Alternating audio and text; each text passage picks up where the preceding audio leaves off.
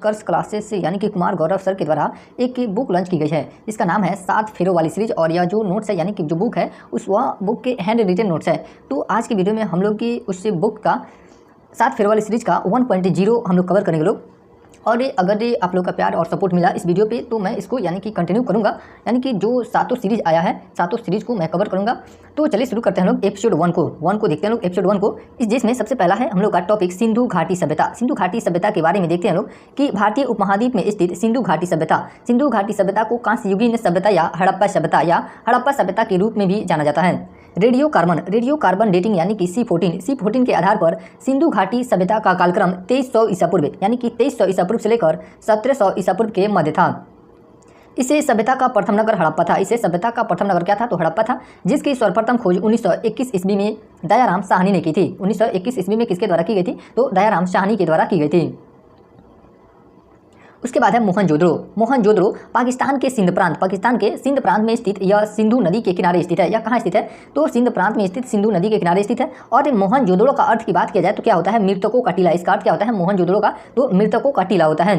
सिंधु घाटी सभ्यता का सबसे बड़ा नगर था। यह जो है मोहनजोदड़ो या सिंधु घाटी सभ्यता का सबसे बड़ा नगर है। खोजकर्ता यानी कि इसकी खोजकर्ता का बात की जाए मोहनजोदड़ो की खोजकर्ता कौन थे? तो वर्ष 1922 में राखल दास बनर्जी ने इसकी खोज की थी। किसके द्वारा की गई थी? राखल दास बनर्जी के द्वारा इसकी खोज की गई थी।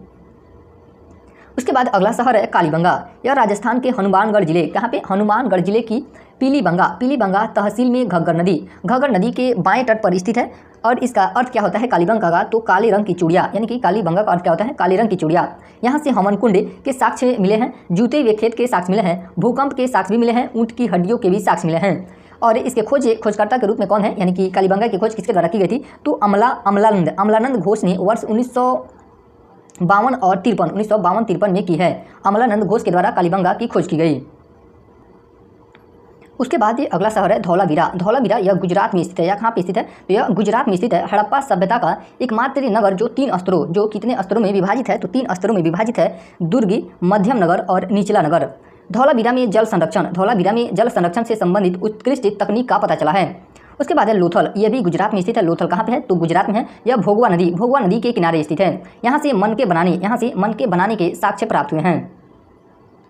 अब हम लोग का अगला टॉपिक है मूल कर्तव्य। भारत में मूल संविधान में मूल कर्तव्यों का उल्लेख नहीं था। इन मूल कर्तव्यों को 42वें संविधान संशोधन 1976 द्वारा कांग्रेस द्वारा गठित सरकार स्वर्ण सिंह समिति कांग्रेस द्वारा गठित यहाँ पे सरकार नहीं होगा, कांग्रेस द्वारा गठित सरदार स्वर्ण सिंह समिति की संस्तुति के आधार पर संविधान के भाग 4 का ए में 10 मूल कर्तव्यों को जोड़ा गया। 10 से मूल कर्तव्यों को किसमें जोड़ा गया? तो संविधान के भाग 4 में जोड़ा गया। और किस समिति की सिफारिश पे जोड़ा गया था? तो सरदार स्वर्ण सिंह समिति की सिफारिश पे जोड़ा गया था। और किस संविधान संशोधन के माध्यम से? तो 42वें संविधान संशोधन के माध्यम से। और यह जो संशोधन था यह कब हुआ था? तो 1976 ईस्वी में यह संशोधन हुआ था। 86वें संविधान संशोधन के द्वारा वर्ष 2002 में 11वां मूल कर्तव्य जोड़ा गया। यानी कि जो यह 10 मूल कर्तव्य था उसमें 11वां मूल कर्तव्य कब जोड़ा गया? तो 86वें संविधान संशोधन के माध्यम से जो 2002 में हुआ था। भारतीय संविधान में मूल कर्तव्यों की अवधारणा सोवियत संघ रूस से ली गई है। कहाँ से ली गई है? तो सोवियत संघ रूस से ली गई है भारतीय संविधान में मूल कर्तव्यों की अवधारणा। अब देखते हैं लोग एनी बेसेंट के बारे में देखते हैं लोग। भारतीय राष्ट्रीय कांग्रेस की प्रथम महिला अध्यक्ष थी। और कहाँ की अध्यक्षता की थी? तो कलकत्ता अधिवेशन की अध्यक्षता की थी। इनका पत्रिका का नाम कॉमनवेल्थ है। इनकी पत्रिका का नाम क्या है? तो कॉमनवेल्थ है। इन्होंने सितंबर 1916 में यानी कि मद्रास चेन्नई में Akhil Bharatiya home rule league की स्थापना की। इस पीडीएफ को हम ज़्यादा जूम नहीं कर रहे हैं क्योंकि ज़्यादा जूम करने के बाद जो यहाँ इसे लिखावट है यह यानी कि ब्लर या फट जा रहा है, तो इसलिए ज़्यादा जूम नहीं कर रहे हैं। अब देखते हैं हम लोग सरोजिनी नायडू के बारे में। भारतीय राष्ट्रीय कांग्रेस की प्रथम भारतीय महिला। यहाँ से क्वेश्चन बन सकता है कि प्रथम भारतीय महिला भारतीय राष्ट्रीय कांग्रेस की अध्यक्ष कौन थी? तो सरोजिनी नायडू थी। भारतीय राष्ट्रीय कांग्रेस की प्रथम भारतीय महिला अध्यक्ष है। और यह अध्यक्षता कानपुर अधिवेशन की थी। किस कांग्रेस अधिवेशन की अध्यक्षता की थी? तो कानपुर अधिवेशन की जो 1925 में हुआ था। भारत की प्रथम महिला राज्यपाल भी रही हैं। भारत की प्रथम महिला राज्यपाल कौन थी? तो सरोजिनी नायडू थी। इनके जन्म दिवस पर प्रतिवर्ष 13 फरवरी को राष्ट्रीय महिला दिवस मनाया जाता है। अब हम लोग प्रमुख अनुच्छेद के बारे में देखते हैं लोग। यह जो बुक है यानी कि सर के द्वारा जो क्लास लिया गया है उसी पे आधारित है। जब आप लोग सर का क्लास से करेंगे लोग तो उसमें समझ में आएगा। यानी कि यह जो अब प्रमुख अनुच्छेद है तो प्रमुख अनुच्छेद अब उसके बाद यानी कि इसके बाद अनुच्छेद का क्वेश्चन आया होगा, इसलिए अब अनुच्छेद के बारे में इसी बुक में मेंशन है। तो इसमें अब देखते हैं लोग अनुच्छेद 44 किससे संबंधित है, तो यह समान सिविल संहिता का उल्लेख है। अनुच्छेद 44 में किसका उल्लेख है, तो समान सिविल यानी कि यूसीसी का उल्लेख किया गया है। भारतीय संविधान का भाग 4 अनुच्छेद 36 से 51 तक, यानी कि भारतीय संविधान के भाग 4 में कितने अनुच्छेदों का वर्णन किया गया है, तो 36 से लेकर 51 तक वर्णन किया गया है। इस भाग में नीति निर्देशक तत्व, इस भाग में नीति निर्देशक तत्वों का उल्लेख है, जिसको आयरलैंड के संविधान से लिया गया है। अनुच्छेद 79 संसद का उल्लेख है। अनुच्छेद 79 में किसका उल्लेख किया गया है, तो संसद का उल्लेख किया गया है। अनुच्छेद 80 में राज्यसभा का उल्लेख किया गया है। अनुच्छेद 81 में लोकसभा का उल्लेख किया गया है।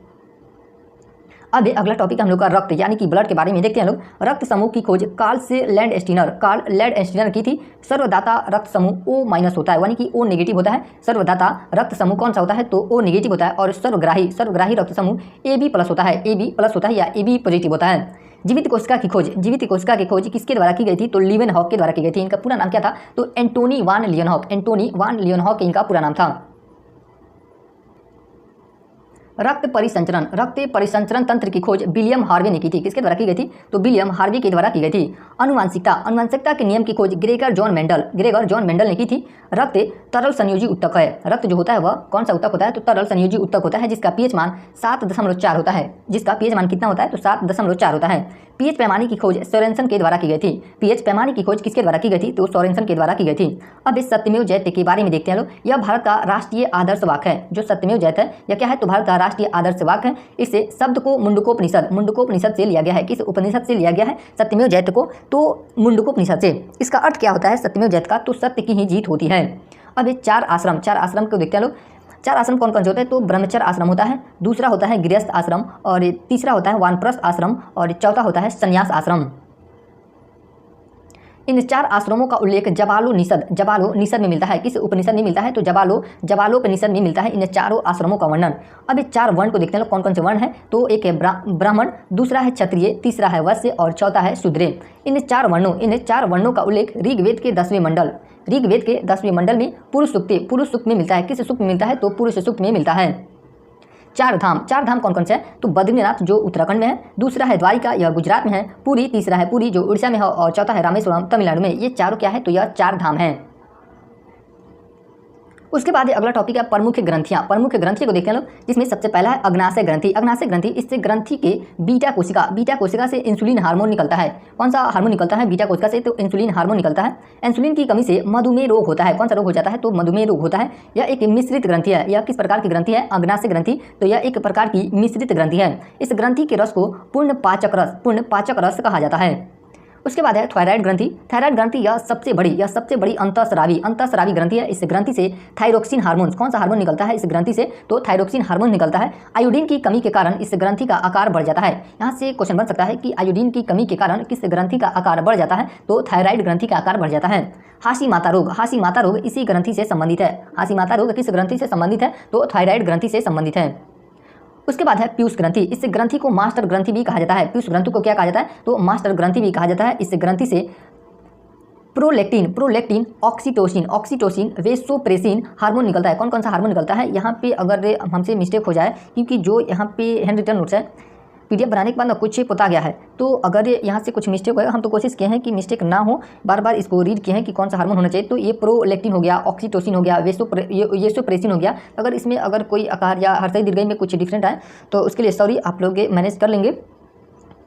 उसके बाद देखते हैं लोग वृषण ग्रंथि। यह एक नर जनन ग्रंथि है। यह एक क्या है, तो नर जनन ग्रंथि है। इस ग्रंथि से टेस्टोस्टेरोन हार्मोन निकलता है। कौन सा हार्मोन निकलता है इस ग्रंथि से, तो टेस्टोस्टेरोन हार्मोन निकलता है। उसके बाद है एड्रीनल ग्रंथि। इस ग्रंथि को लड़ो या भागो ग्रंथि भी कहा जाता है। यह एक अंतःस्रावी ग्रंथि है। यह किस प्रकार की ग्रंथि है, तो यह एक प्रकार की अंतःस्रावी ग्रंथि है। अंतःस्रावी ग्रंथि की खोज विलियम बेलिस व अर्नेस्ट स्टार्लिंग ने की थी। किसके द्वारा की गई थी, तो विलियम बेलिस व अर्नेस्ट स्टार्लिंग के द्वारा की गई थी एड्रिनल ग्रंथि की खोज। उसके बाद अगला टॉपिक है वेदों में नदियों के नाम, यानी कि वेदों में कौन कौन सी नदियों का वर्णन किया गया है। तो जिसमें सबसे पहली नदी है झेलम नदी को यानी कि वेद में क्या कहा गया, इसका या प्राचीन नाम इसका क्या है, झेलम नदी का, तो इसका वितस्ता नाम था, प्राचीन नाम। चिनाब नदी का अस्कनी था, रावी नदी का परोशनी, सतलज नदी का शत्रुदी और गंडक नदी का सदानीरा। वेदों में गाय को अघन्या कहा गया है। वेदों में गाय को क्या कहा गया है? तो अघन्या कहा गया है। उसके बाद देखते हैं लोग संयुक्त राष्ट्र पर्यावरण दिवस यूएनईपी के बारे में। इसकी स्थापना की बात की जाए तो 5 जून 1972 इसकी स्थापना यानी कि यूएनईपी की स्थापना 5 जून 1972 में नैरोबी केन्या में की गई। विश्व पर्यावरण दिवस 5 जून विश्व पर्यावरण दिवस 5 जून को मनाया जाता है। और पहली बार कब मनाया गया था? तो 1974 में मनाया गया था। प्रथम बार 1974 में मनाया गया। और इसका यूएनईपी का मुख्यालय की बात किया जाए तो इसका मुख्यालय नैरोबी केन्या में है। इसका मुख्यालय कहाँ पे है? तो नैरोबी केन्या में है। सतत विकास का प्रथम सम्मेलन स्टॉकहोम स्वीडन में आयोजित किया गया। अब कुछ देश है, देश की राजधानियों के बारे में देखते हैं। स्वीडन की राजधानी कहाँ हो जाएगी? तो स्टॉकहोम। डेनमार्क की राजधानी कोपेनहेगन। तंजानिया की राजधानी दोदोमा। मोरक्को की राजधानी रबात। और जर्मनी की राजधानी बर्लिन हो जाएगी। अब अगला टॉपिक है प्रमुख पुस्तकों के बारे में देखते हैं। मुद्रा राक्षस से किसकी पुस्तक है? तो विशाख दत्त की। इंडिका या मेगास्थनीज की पुस्तक है। मृगजकटिकम या शूद्र की पुस्तक है। कादम्बरी या बाणभट्ट की पुस्तक है। हर्षवर्धन के समय से संबंधित है, यानी कि जो बाणभट्ट है वह किससे? राजा से संबंधित है, तो हर्षवर्धन से संबंधित है। मेघदूत किसकी रचना है? तो कालिदास की। उसके बाद है महात्मा बुद्ध, बौद्ध धर्म के बारे में देखते हैं लोग। महात्मा बुद्ध का जन्म 563 ईसा पूर्व लुम्बिनी में हुआ था। कहाँ पे हुआ था? लुम्बिनी में हुआ था। महात्मा बुद्ध ने अपना प्रथम उपदेश सारनाथ कहाँ पे दिया था? तो सारनाथ में 5 ब्राह्मणों को दिया, जिसे धर्मचक्र परिवर्तन कहा जाता है। जिसे क्या कहा जाता है? तो धर्मचक्र परिवर्तन कहा जाता है। ज्ञान की प्राप्ति बोधगया से हुई थी। महात्मा बुद्ध को ज्ञान की प्राप्ति कहाँ से हुई थी? तो बोधगया से हुई थी। शरावस्ती में सर्वाधिक उपदेश दिए थे। महात्मा बुद्ध ने कहाँ पे सर्वाधिक उपदेश दिए थे? तो शरावस्ती में। कुशीनगर में महापरिनिर्वाण की प्राप्ति हुई थी, यानी कि इनकी मृत्यु की बात किया जाए तो कुशीनगर में हुई थी। और उससे घटना को क्या कहा जाता है? तो महापरिनिर्वाण कहा जाता है। कुशीनगर में ट्रांसजेंडर यूनिवर्सिटी स्थापित की गई है। कहाँ पे? ट्रांसजेंडर यूनिवर्सिटी स्थापित की गई है, तो कुशीनगर में। अब हम लोग महावीर स्वामी के बारे में देखते हैं लोग, जो जैन धर्म से संबंधित है।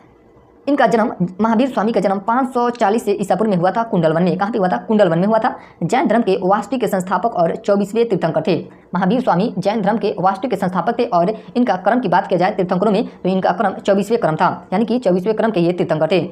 जैन धर्म के संस्थापक और प्रथम तीर्थंकर ऋषभदेव थे। जैन धर्म के कुल 24 तीर्थंकर हुए, यानी कि जैन धर्म में कितने तीर्थंकर हुए? तो जैन धर्म में कुल 24 तीर्थंकर हुए। 23वें तीर्थंकर कौन थे? 23वें तीर्थंकर पार्श्वनाथ थे। जैन धर्म के त्रिदर्शन कौन कौन से हैं? तो सम्यक दर्शन है, पहला सम्यक दर्शन, दूसरा सम्यक ज्ञान, तीसरा सम्यक चरित्र। सबरीमाला मंदिर केरल में स्थित है। कहाँ पे स्थित है? केरल में स्थित है। और यह किसे समर्पित है? तो लॉर्ड अयप्पा को समर्पित है। विरूपाक्ष मंदिर हम्पी कर्नाटक में स्थित है। कहाँ पे स्थित है? तो हम्पी कर्नाटक में स्थित है। कार्ले का चैत्य महाराष्ट्र में स्थित है। अब वेदों के बारे में देखते हैं लोग।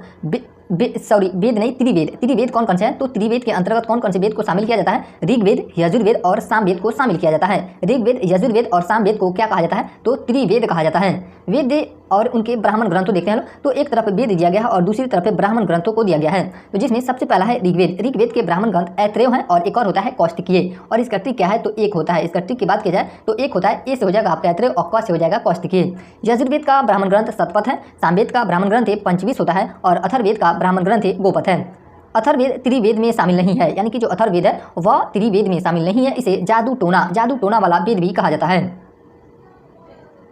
खजुराहो के मंदिर का निर्माण चंदेल शासकों ने पंचायतन शैली में करवाया था। किस शैली? यह जो मंदिर है यह किस शैली में है? तो पंचायतन शैली में निर्मित कराया गया है, जो मध्य प्रदेश के छतरपुर जिले में स्थित है। कहाँ पे स्थित है? तो छतरपुर जिले में स्थित है। यहीं पर कंदरिया महादेव मंदिर स्थित है।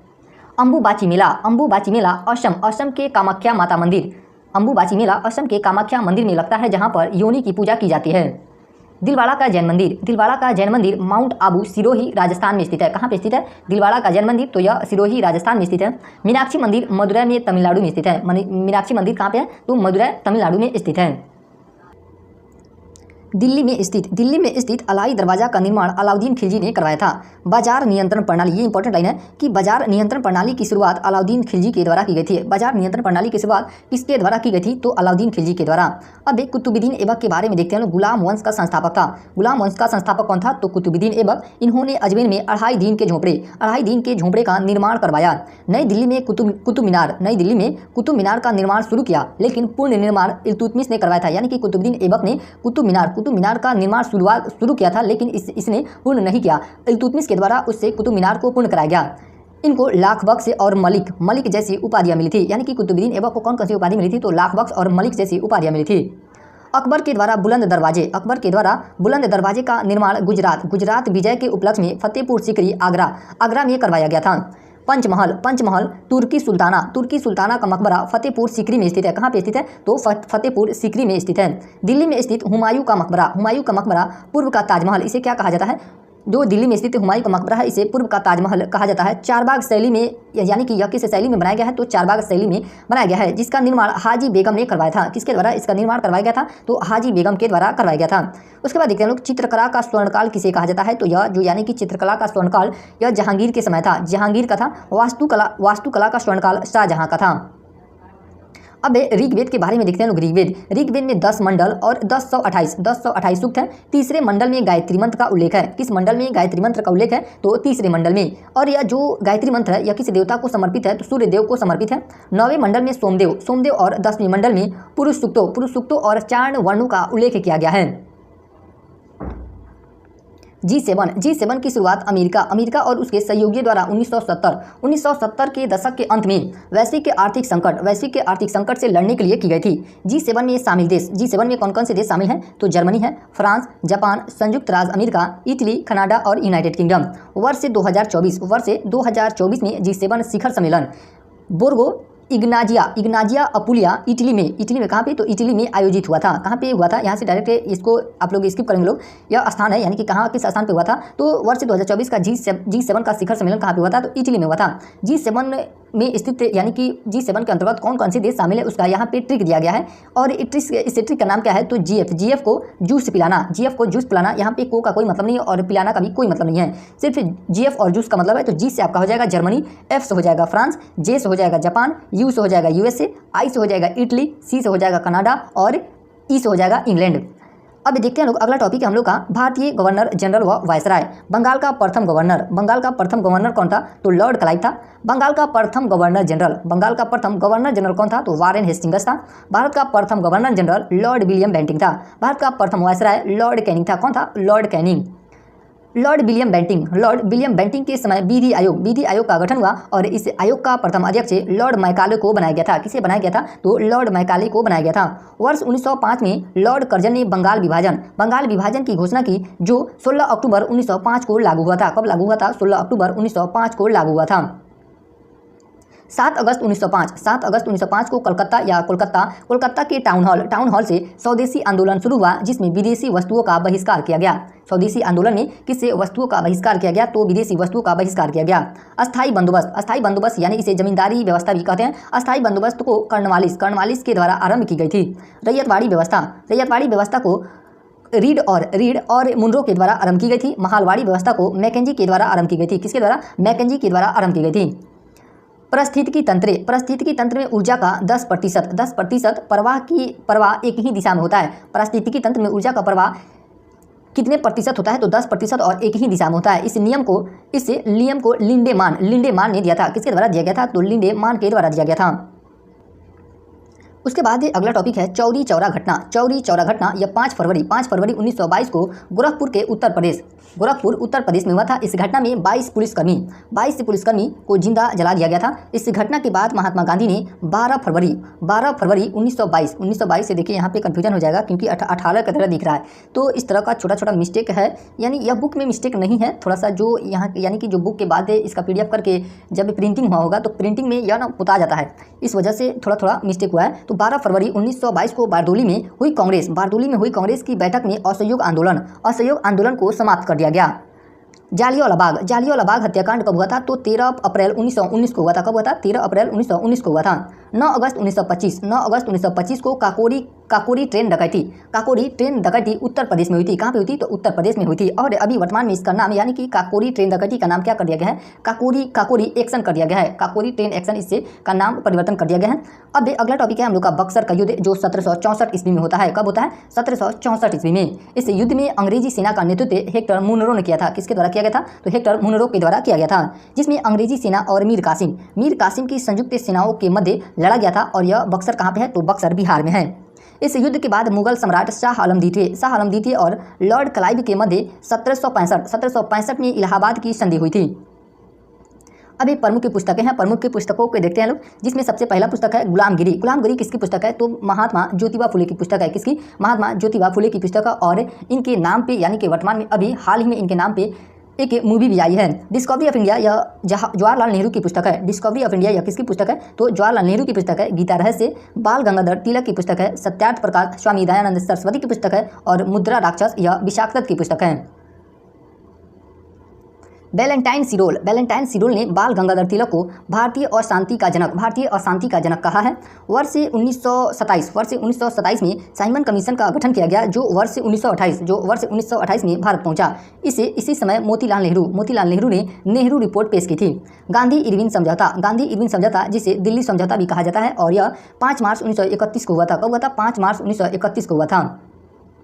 महात्मा गांधी व भीमराव अंबेडकर के मध्य पूना पैक्ट सितंबर 1932 में हुआ था। कब था? 1932 में। अब ये अगला टॉपिक है हम लोग का विषाणु जनित रोग कौन कौन से हैं? तो रेबीज है, चेचक, हेपेटाइटिस, पोलियो, डेंगू, इबोला। यहाँ पे एक ट्रिक दिया गया है, इस यानी कि विषाणु जनित रोग, विषाणु से कौन कौन से रोग होते हैं उसका ट्रिक दिया गया है। ट्रिक का नाम है रचना हमें पानी दो। यहाँ पे सर उल्टा कर दिए गए हैं, तो हमें आप लोग के पास अगर बुक होगा तो आप लोग देख सकते हैं। रचना र से हो जाएगा रेबीज, और ये सी से हो जाएगा आपका चेचक के, और ये आपका एस से हो जाएगा हेपेटाइटिस, एम से हो जाएगा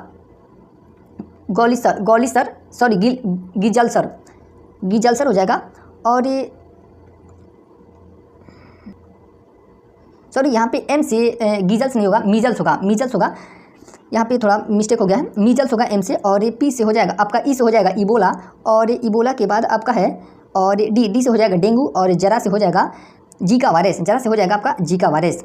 आप लोग के बुक को सीधा करके आप लोग देख सकते हैं। उसके बाद है जीवाणु जनित रोग कौन कौन से हैं? हैजा है, टीटेनस, इसे धनुष से कंटार रोग भी कहा जाता है। धनुष से टंकार रोग किसे कहा जाता है? तो टीटेनस को कहा जाता है। टाइफाइड है, विषाणु से होता है। निमोनिया भी जीवाणु से होता है। तपेदिक भी जीवाणु से होता है। और प्लेग, ये सब जो रोग हैं यह किससे होते हैं? तो जीवाणु जनित रोग हैं, और ये सब जो रोग हैं यह विषाणु जनित रोग हैं।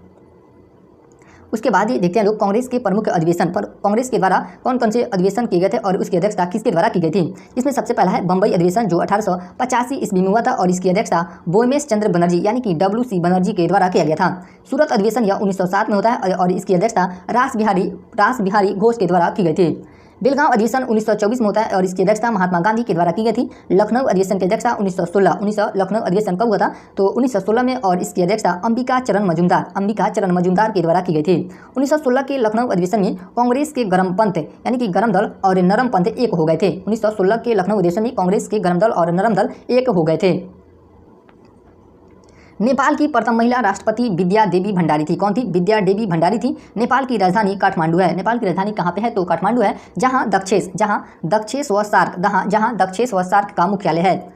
श्रीलंका की राजधानी श्री जयवर्धनेपुरम कोट्टे है। बांग्लादेश की राजधानी ढाका है, और यहाँ की यानी कि रुपया का बात किया जाए तो टाका हो जाएगा। भूटान की राजधानी थिम्पू है। भूटान की राजधानी कहाँ पे है? तो थिम्पू। म्यांमार से सीमा बनाने वाले भारतीय शहर, म्यांमार से सीमा बनाने वाले भारतीय राज्य कौन कौन से हैं? और यह जो क्रम दिया गया है उत्तर से दक्षिण में दिया गया है, तो जिसमें अरुणाचल प्रदेश है, नागालैंड, मणिपुर, मिजोरम। इसका ट्रिक क्या है? अरुणा मामी इसका ट्रिक है अरुणा मम्मी। तो अ से हो जाएगा आपका अरु से हो जाएगा अरुणाचल प्रदेश, ना से हो जाएगा नागालैंड, म से हो जाएगा मणिपुर, और मी से हो जाएगा मिजोरम। इसका ट्रिक क्या है? अरुणा मम्मी इसका ट्रिक है। विश्व के प्रमुख मरुस्थल, अब अगला टॉपिक देखते हैं लोग। विश्व के प्रमुख मरुस्थल, टकला मकान मरुस्थल कहाँ पे है? तो यह चीन में है। पेटागोनिया का मरुस्थल यह अर्जेंटीना में है। गोबी मरुस्थल यह मंगोलिया व चीन में है। रब अल खाली या यहाँ पे खाली होना चाहिए, रब अल खाली मरुस्थल सऊदी अरब में है। किजलकुम मरुस्थल उज्बेकिस्तान में है। दस्ते कबीर यह ईरान में है, और दस्ते कबीर और दस्ते लूट मरुस्थल दोनों ईरान में है। अटाकामा का मरुस्थल यह चिली में है। अटाकामा का मरुस्थल कहाँ पे है? तो चिली में। ग्रेट विक्टोरियन मरुस्थल ऑस्ट्रेलिया में है। तनामी मरुस्थल ऑस्ट्रेलिया में है। पृथ्वी सम्मेलन, अगला टॉपिक है पृथ्वी सम्मेलन।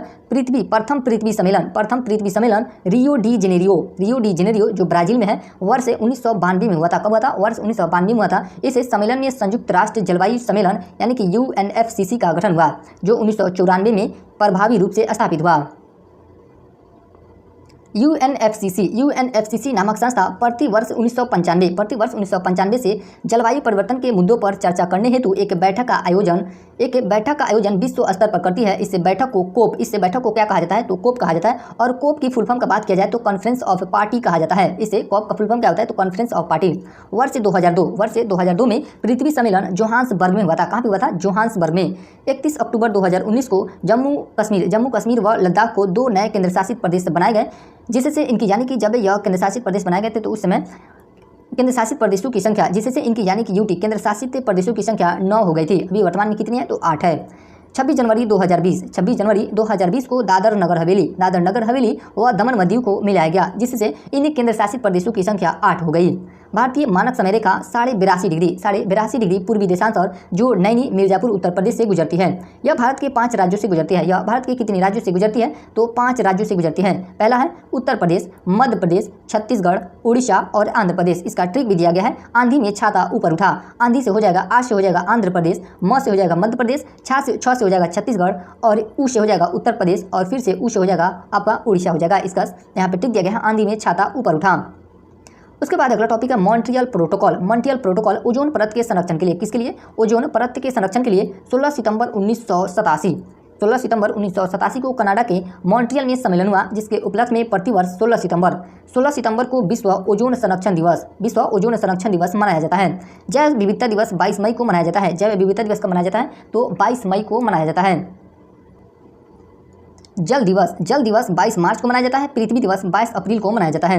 अब हम लोग देखते हैं जीआई टैग। इसका फुल फॉर्म क्या होता है? जीआई का जियोग्राफिकल इंडिकेटर इसका फुल फॉर्म होता है। भौगोलिक के संकेत अधिनियम 1919 का काम करता है। कब का काम करता है? तो 1919 का। यह 10 वर्षों के लिए दिया जाता है। कितने वर्षों के लिए दिया जाता है? तो 10 वर्षों के लिए। प्रथम जीआई टैग दार्जिलिंग की चाय। प्रथम जीआई टैग किससे को मिला था? किस वस्तु को मिला था? तो दार्जिलिंग की चाय को दिया गया था। शाही लीची का जीआई टैग बिहार को दिया गया। तेजपुर लीची का जीआई टैग असम को दिया गया। खोला मिर्च मोइरा किला हर्मल मिर्च का जीआई टैग गोवा को दिया गया। अब है अगला टॉपिक रोग। ब्लू बेबी सिंड्रोम नाइट्रेट की अधिकता से होता है। कैडमियम की अधिकता से इटाई रोग होता है। मरकरी की अधिकता से मिनी माता रोग होता है। मरकरी की अधिकता से कौन सा रोग होता है? तो मिनी माता रोग होता है। फ्लोराइड की अधिकता से दांत संबंधित रोग होता है। किससे संबंधित रोग होता है? फ्लोराइड से, तो दांत संबंधित। प्रथम संविधान संशोधन 1951 के तहत 9वीं सूची को जोड़ा गया। किस सूची को जोड़ा गया? तो 9वीं सूची को जोड़ा गया। 42वें संविधान संशोधन के तहत सिर्फ एक बार प्रस्तावना में संशोधन हुआ, जिसके तहत प्रस्तावना में समाजवादी, पंथ निरपेक्ष व अखंडता शब्द जोड़े गए। 42वें संविधान संशोधन के तहत सिर्फ एक बार प्रस्तावना में संशोधन हुआ और उसके तहत प्रस्तावना में समाजवादी, पंथ निरपेक्ष और अखंडता शब्द जोड़े गए।